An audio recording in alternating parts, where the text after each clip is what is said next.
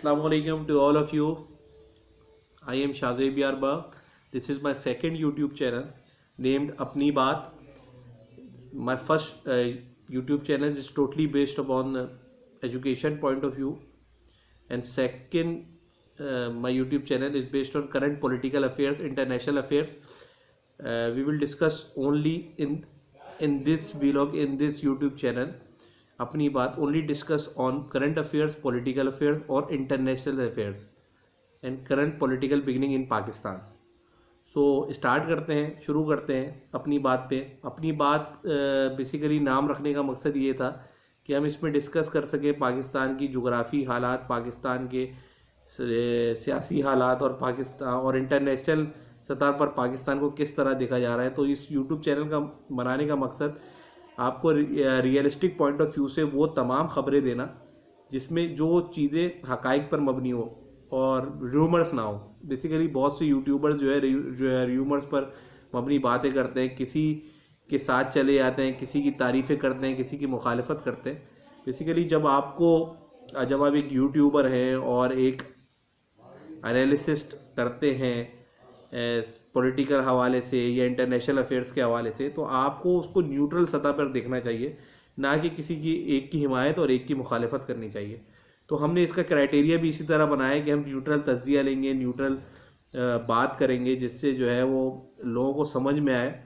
और सेकेंडली इसका क्राइटेरिया भी यही है कि हम 4 से ज़्यादा ख़बरों को डिस्कस नहीं करेंगे। ख़बरें भी 4 रखेंगे और 4 से ज़्यादा ख़बरें नहीं रखेंगे। उसकी वजह ये कि ज़्यादा वीलॉग पे अगर आप ख़बरें देते हैं तो लोग उसको कम सुनते हैं। तो स्टार्ट करते हैं हम पहले अपनी ख़बर को, 4 ख़बरों को पहले स्टार्ट करते हैं और बताते हैं कि 4 ख़बरें हमारे पास हैं क्या। पहली ख़बर ये है कि कल बिलावल भुट्टो ज़रदारी साहब जो वज़ीर ख़ारजा है हमारे मुल्क के, पाकिस्तान के, इस्लामिक रिपब्लिक ऑफ पाकिस्तान के फ़ॉरेन अफेयर्स के मिनिस्टर हैं, उन्होंने कल गढ़ी खुदाबख्श में अपनी वालदा मोहतरमा दुख्तर मशरिक बेनज़ीर भुट्टो साहिबा और इस्लामी ममालिक की पहली ख़ातून वज़ीर आज़म की बरसी थी कल। और बरसी थी वो उस दिन उन्होंने जलसा भी रखा था। बरसी के बाद वो जलसा जो है जलसा गाह में तब्दील हो गया और एक अजीम शान उन्होंने जलसा किया और जलसे में उन्होंने बहुत सी बातें करेंगे जो आगे डिस्कस करेंगे। सेकंड हमारे पास ख़बर ये है कि कराची में जो है एक नई पॉलिटिकल जो है स्टैंडिंग हो रही है और सुनने में आ रहा है कि MKM के तमाम ग्रुपों को यकजा किया जा रहा है और बानी MKM की भी आवाज़ें लग रही हैं। तो और गवर्नर साहब भी इस मुतालिक मुतारिक है। तो देखते हैं क्या। थर्ड हमारे पास ख़बर ये है कि वाकई पाकिस्तान का डिफ़ॉल्ट होने जा रहा है, कि वाकई ऐसी सिचुएशन है। और फोर्थ हमारी जो ख़बर है वो क्रिकेट के हवाले से है कि पाकिस्तान वर्सेस न्यूजीलैंड में का टेस्ट मैच चल रहा है कराची के अंदर और उसमें सरफराज अहमद की वापसी हुई है। तो किस तरह उसमें जो है सरफराज अहमद ने पहले ही टेस्ट में अच्छी परफॉर्मेंस दी है, तो उसको डिस्कस करते हैं। तो चलते हैं पहली हमारी ख़बर पे, बिलावल भुट्टो ज़रदारी साहब पे। बिलावल भुट्टो ज़रदारी साहब चूँकि वज़ीर ख़ारजा हैं, बहुत गुरूम हो गए हैं और गुरूम के साथ साथ वो वाकई में एक मैच्योर सियासतदान के तौर पे अब देखा जा रहा है उनको, और एक बहुत ही मैच्योर वाली बातें करने शुरू हो गए वो। पहले क्योंकि इमेच्योरिटी थी, बिलावल भुट्टो ज़रदारी साहब सीख रहे थे, लेकिन अब वो वाकई एक स्टैंडिंग फॉरेन मिनिस्टर के तौर पे सामने आए। और जो उन्होंने जनरल असेंबली में मोदी को और इंडिया के जो वज़ीर आज़म है नरेंद्र मोदी को जो इन्होंने करारा जवाब दिया और इंडिया को करारा जवाब दिया, वो किसी से कम नहीं है। कल उन्होंने गढ़ी खुदाबख्श में अपनी वालदा की बरसी पे जो जलसा किया है और उस जलसे में उन्होंने हज़ब तौफ़ीक जो है वो निशाना बनाया है तहरीक इंसाफ के चेयरमैन इमरान खान को। उसमें उन्होंने 3 बातें बड़ी अहम की हैं। पहली बात उन्होंने की है इमरान खान साहब को कि उन्होंने बोल दिया कि आप हरी झंडी दिखा दी है, अब आपको कोई मदद नहीं मिलने वाली पाकिस्तान के एक अहम इदारे से। अब आप जो है ना, अब या तो बात करें तो सियासतदानों से बात करें, वरना आपका जो है ना बिस्तर हम गोल कर देंगे। तो सेकेंडली उन्होंने एक और बात की, उन्होंने बोला देखें जिस तरह आपको 2018 के इलेक्शन में ये इलेक्शन जितवाया गया था और जिन्होंने जितवाया उसके साथ भी आपने जो है वो एहसान फरामोशी की है। तो उन्होंने बहुत तल्ख बातें की हैं और ऐसी बात की है जो इमरान खान साहब को मेरे ख्याल से उस पर उन्होंने तर्जुमान फवाद चौधरी साहब का भी रिएक्शन आया था, तो उन्होंने सिर्फ ये भी बात की कि लेकिन जिस तरह आपको इलेक्शन जितवाया गया, जिस तरह इलेक्शन प्लेट में आपको रख के दिया गया, तो और तीसरी बात उन्होंने ये की कि आपको अमेरिका ने कोई साइफर ने नहीं निकाला बल्कि जरदारी साहब की पॉलिटिक्स ने निकाला है। और ये भी एक हकीकत है कि जरदारी साहब की पॉलिटिक्स जो कि जानी और पहचानी जाती है कि जरदारी साहब पॉलिटिकल पॉइंट ऑफ व्यू से बहुत ही जो है उरूज हासिल है उनको जोड़ तोड़ में। तो उन्होंने जिस तरह बिलावल जरदारी साहब ये बिलावल भुट्टो जरदारी साहब ये क्रेडिट ले रहे हैं कि ये, और ये क्रेडिट ले रहे हैं और अपने वालिद साहब को दे रहे हैं कि उनकी वजह से इमरान खान साहब वज़ीर आज़म के मनसब से हटे। तो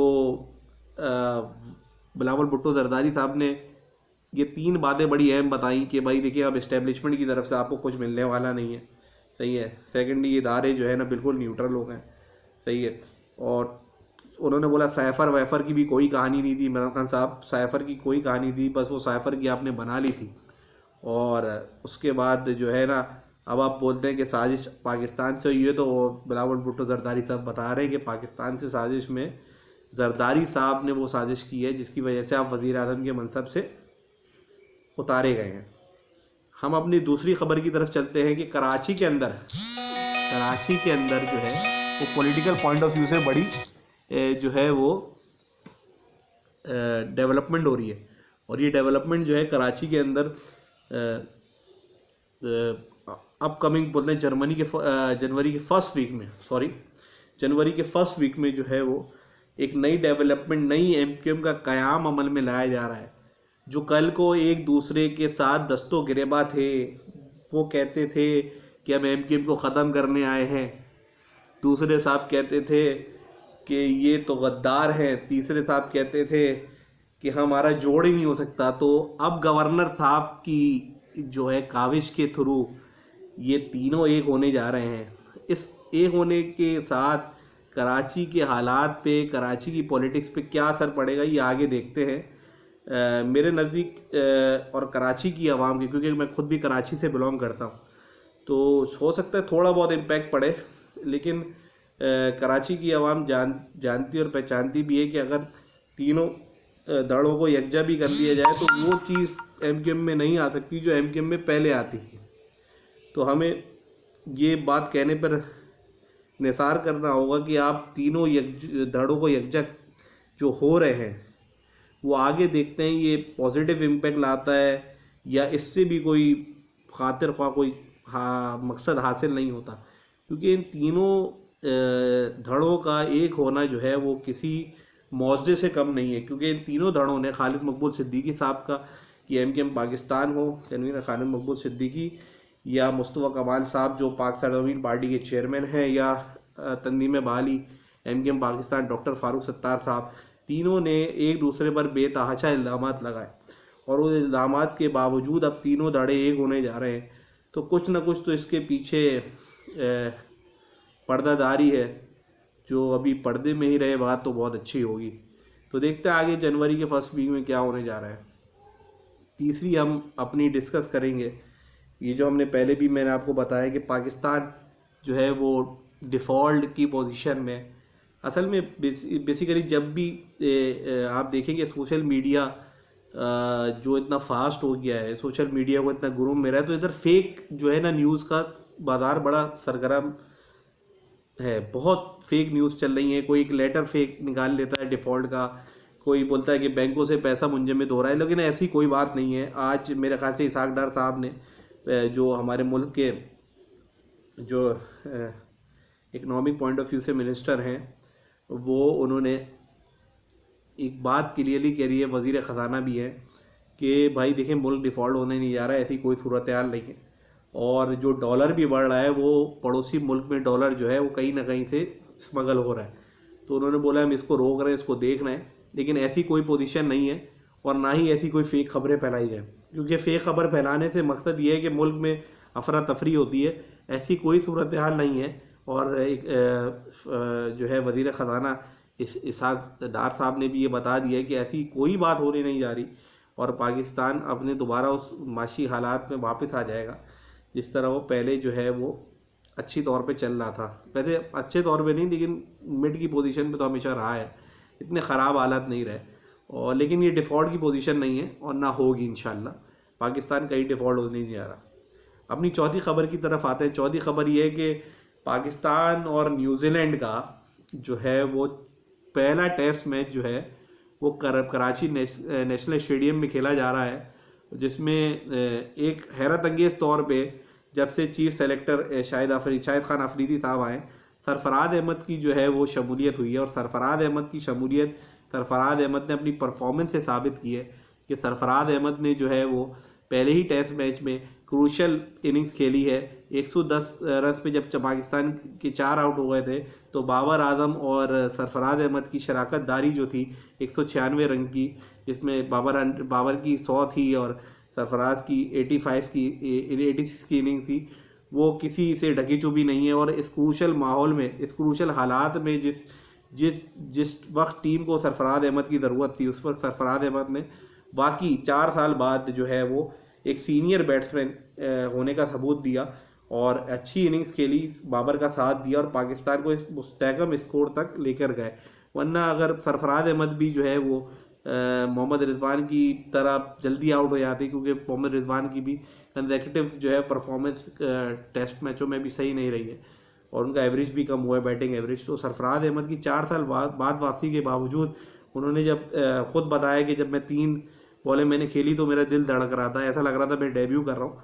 लेकिन गुड लक सरफराज ने साबित किया वो एक बेहतरीन सीनियर प्लेयर हैं और उन नाकदीन को अपनी परफॉर्मेंस से जवाब दिया। सरफराज ने कभी किसी के ऊपर कोई ऐसी बात जुमलेबाजी नहीं की जिससे किसी की दिलादारी हो या किसी की ऐसी पोजीशन हो जिससे वो जवाब दे। सरफराज ने हमेशा अपनी परफॉर्मेंस से जवाब दिया।